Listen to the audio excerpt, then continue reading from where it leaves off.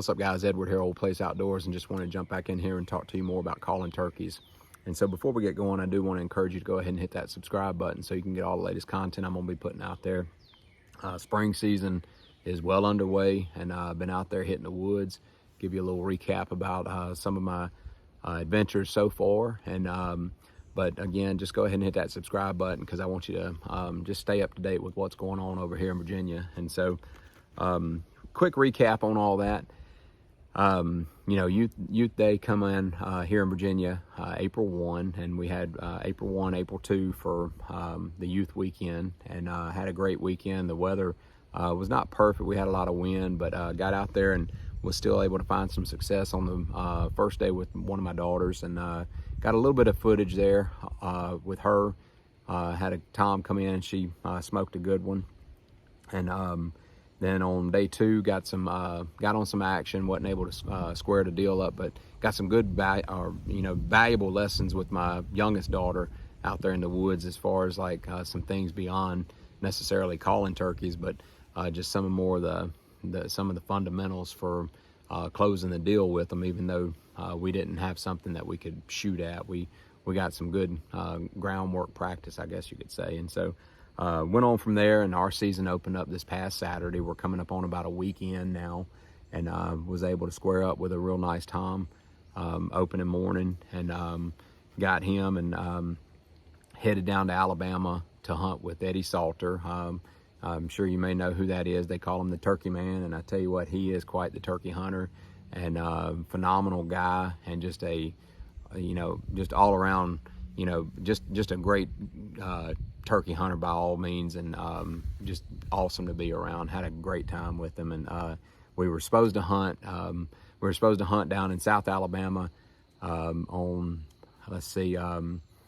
Monday, and then we were going to peel out from there and go up to like Tuscaloosa, I think it was, and we were going to get on some more hunts and that were scheduled, and the things kind of got shifted, and so I made the decision, rather than kind of keep on pushing the date back, that I was just going to peel on back and get on back into the woods. And so I drove all night and got back up here, pulled right up to the gate practically, with maybe an hour and a half worth of sleep at a road stop, and pulled up to a gate, went in there on this bird that I knew was a good one, and everything just went perfectly in order, and was able to square up on a really nice tom. And so I've been knocking heads, and season's just getting started, and I got several more destinations lined up, so hopefully got several stories, and ideally some good footage I'm going to be putting out there for everybody. So but all that said, today, again, I've done this series on calling turkeys with mouth calls, and kind of teaching you some of the groundwork of, from call placement to making the sounds, and producing the yelp, the cut, the purr, the whine, the fly down cackle, and I think that's it. But regardless, I've got a whole series of just different calls, or different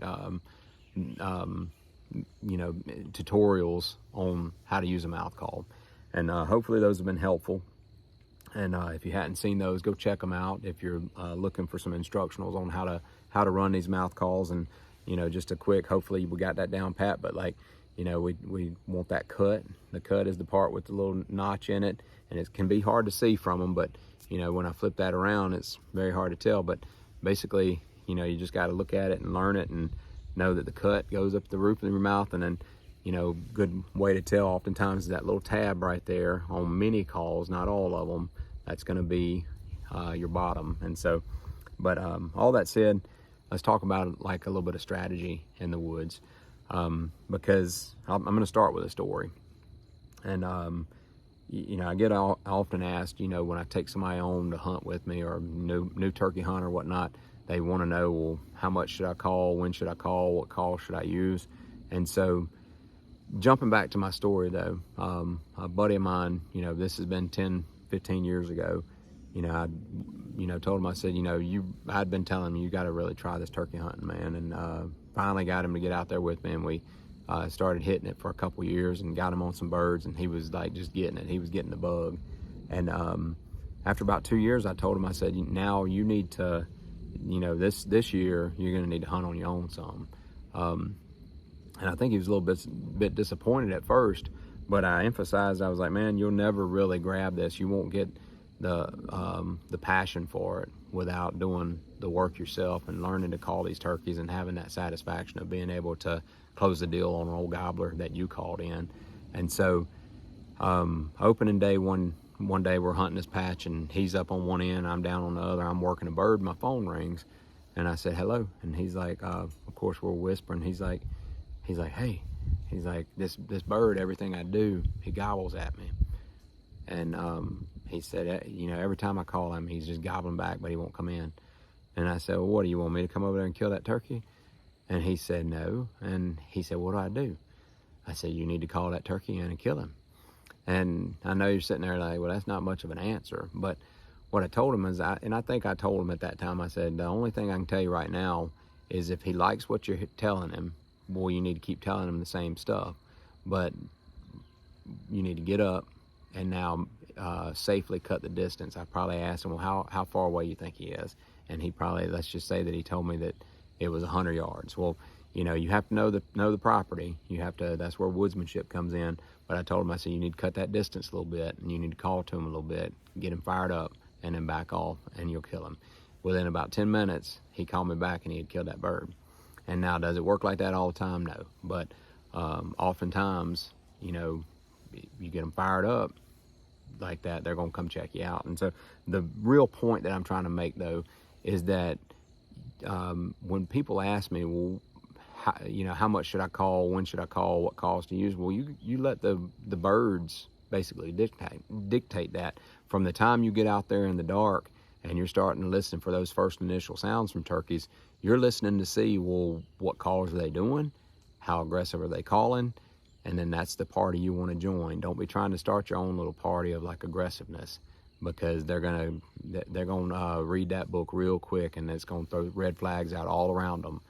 If they're aggressive that morning, well, then join the party. If they're really passive that morning, then you need to be in the passive sense. And so let's just talk about typical scenarios, though. Again, you go out there, it's dark. Ideally, you know where a gobbler's roosted, and he may or may not start the day out, but we'll just say in an ideal world, you hear that gobbler sound off, and he's fired off now. Maybe you haven't heard any hens. Go ahead and assume that there are hens around you, because more than likely there are. And so you're sitting there, whether you've heard a hen or not. I don't like to yelp at him or do something right back right as immediately after he gobbles. It's tempting to, but just lay off. Let him gobble some. You know, again, you're listening for other birds too.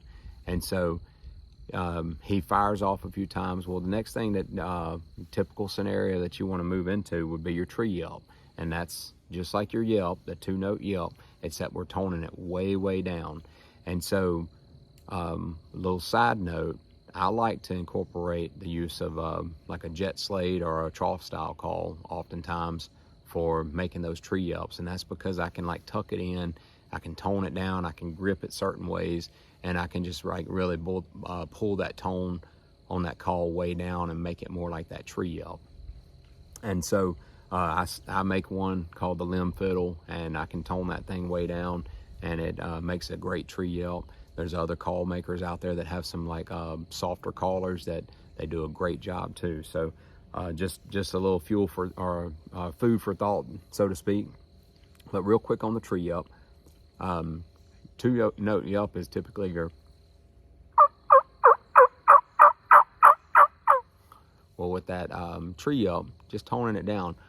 And as you can see, I did 5 or 6 with that. Typically with my tree yelp, I'm only going to want to do like 1, 2, 3, because if you listen to those birds, you might hear that 1, 2, 3, 1, 2, pause, 1, 2, 3, or even just 1, 2 again, really soft. Sometimes they will just yelp a single time, just a whoop, and you barely hear it, you know. So with your tree yelp,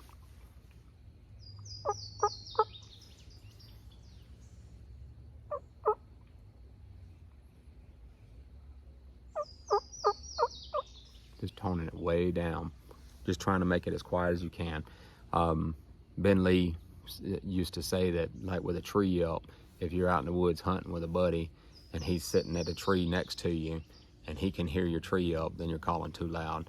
And I think that's a little bit of an overstatement, but if it's something that we shoot for, basically turn that volume down to 1. I mean, it's got to be low. And so making that real low tree yelp, and ideally you want that gobbler to sound off back at you. You want him to pow and fire back at you. And it's quite heartbreaking when he doesn't, but more times than not, he may not respond right away to that. And so, and you don't want to just sit there and do that. You want to do, you know, 2-3 sets of tree yelps and then shut up for a little bit. Shut up for, you know, maybe 2 or 3, 5, 6 minutes. I don't know. It just, again, just depends on the aggression around you. But then come back in maybe again with some tree yelps. If he's hot, then you want to stay in frequency with him. You know, if he's burning it up over there, well then, you know, you're going to have to judge these things. And so at this point, we're going to be transitioning on though and getting ready to fly down. And I've said this in some other videos, and I oftentimes like to, you know, I tell people all the time, you gotta kind of put yourself in the head of that turkey and the hen, so to speak, and you want to, in your mind, like think about what she's doing when she's doing that tree yelp. You know, day's breaking and she's looking around, they're kind of waking up. And so you're wanting to basically just softly wake the woods up, or wake the turkeys up in the woods around you. And now she's getting ready to fly down though. And so you're gonna start you're building up a little bit of energy. So that means your calling is gonna get like just a touch more excited. You know, you're gonna start kind of building gradual layers of that. And then as you build that excitement up and then bust out into that fly down cackle, then and again, I like to use that wing, but you're got some clucks going on.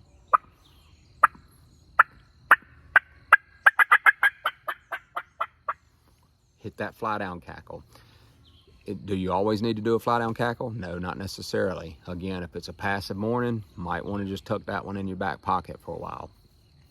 That's why I like that wing, because when a turkey's coming out of a tree, whether they're deciding to fly or not, that wing can often be heard. And so if you flap that wing, even without the cackle, then a gobbler can probably hear, not probably, but a gobbler likely can hear that, especially if you're set up at what I'd call like a successful hunting distance from him. And so now you got that bird on the ground, and we're going to move from that into yelps. And yelps, clucks, purrs, and scratching the ground is kind of what you're wanting to do. And just mix it up a little bit. The mindset that you need to take on at this point is, well, what is the gobbler doing? You know, if he's fired up, well, the mindset you need to take on is like, well, you're firing me up, so I want to start just jamming at him. And again, I tell people all the time, I was like, let the woods dictate what you're going to do. If it's on fire, then join the party. If it's not, then dial it back. But if he's on fire, then I'm going to give it to him. And something I like to do is, if he's answering everything I'm doing, then I like to just like, I'll pick a moment where I'm going to lay it on thick. I'm going to cut and yelp real hard. And like just about a, you know, I don't know, 8 to 10 second burst. I don't time it. I just give it to him like full throttle for a second, and then I'll bring it down, you know, start dropping it down slowly, get it on back into granny gear over time, maybe just dialing it back over a minute or so.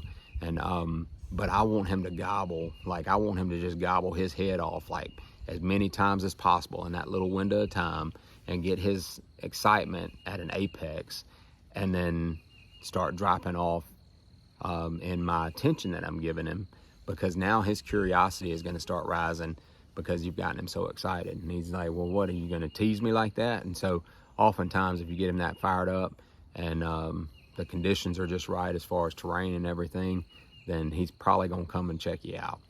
And so we're on the ground, you know, you're just going to focus on those yelps, and I'll demonstrate real quick what I do in that moment. Like if he's, I know he's on the ground, and oftentimes I don't want to be on the ground until I know he's hit the ground. I don't want him to think that I flew down first. I probably should have mentioned that prior to, but I want him to hit the ground and start kind of moping around some, unless I hear hens all around me. Again, it's kind of a judgment call, but he's on the ground now. I've hit the ground in my fly down cackle. I'm gonna do some raking. I'm gonna probably do a little.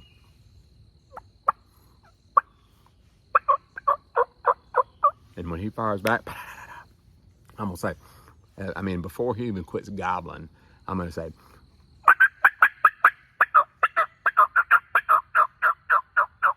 I'm gonna hit him with those cuts again real quick. Just pop, pop, pop, pop, pop, pop. And he's gonna gobble again. And then I might do it one more time.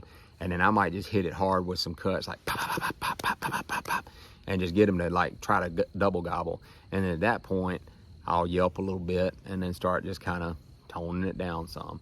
And oftentimes it's like that's just all it takes. I mean, for a roosted bird, but I mean, roosted birds can oftentimes be really hard to pull in because they've got their routines. They're creatures of habit, so to speak. But all that said, you know, let's just say the opposite of that. Let's say he's not real fired up. You've done that fly down, whether it's with a cackle or whether it's just the wing, or you're pretending to be on the ground. Now you know the gobbler's over there. Well, then you're just wanting to dial it back and again mimic those birds around you. Focus on yelps. If it's really passive that morning, focus on maybe just a few little soft yelps and then some ground scratching, whining and purring, and just tone it way down. And be watching, really, because like even the scratching the ground, I've scratched the ground only and had gobblers respond early in the morning like that and come on in. And so from there though, you know, if he starts working the other way, then don't jump up right away and try to take off. You know, listen to them, see what they're doing, be listening for other hens. There might be hens behind you, and they might be coming in behind you. You will experience that, but sometimes they might still be in the tree, and he'll get impatient, even if he's not gobbling a whole lot. The longer he's going without his typical hens, the more he's going to start gobbling well up into later, I don't want to say hours, but you know, like let's say the scenario where he flies down and he gobbles like 5 or 6 times on the ground and then he shuts up. Well, that means he's congregated his little crew and they're going on about their business. He has no more business to do to sit there and, you know, basically gobble. You might get one from him here and there, but once he's got his little harem there, then he's kind of like, well, I'm done for now. You know, we're going to go on about our business. But if he's missing 1, missing 2, missing 3, then ideally you want them to think that you're them, and or one of them, and they might be, you know, they might still be on the tree. They might hear you calling, and you might be in between them, and you're in a hot seat right then. You're in a good spot to be in if they're behind you and scared to move or scared to come off the tree because of it. But all that said, you know, just follow that kind of sequence. You're going to go, you know, the tree yelps, the fly down cackle, get on the ground, just do your yelps, maybe some cut depending on the aggressiveness of the morning, and then, you know, scratching, purring and whining, and you know, just focus on kind of that sequence with them.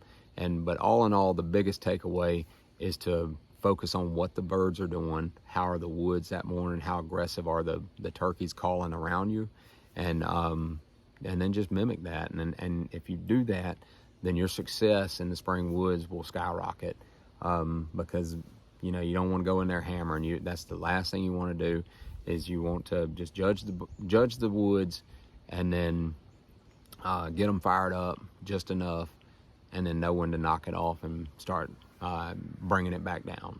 So hopefully that'll help you, and drop me a comment below and let me know if that's some good information for you, or if there's some tips that you're looking for aside from that. And keep on working on the calls, and you know, you guys let me know how your springs are going. You know, let me know what dates y'all open up, and if you've already gotten on some birds. And I've got a few more hunts lined up, got some exciting stuff still on the docket for other destination hunts, and so I'm looking forward to sharing some of those stories with you, and some of the footage from them. And just, it's my time of year, guys. Like I say, it's Christmas time and Santa Claus is coming to town, and I'm just excited as all get out about it. So you guys be practicing the calls, and looking forward to hearing y'all's stories, and y'all be ready, because it is time, and them boys are gobbling.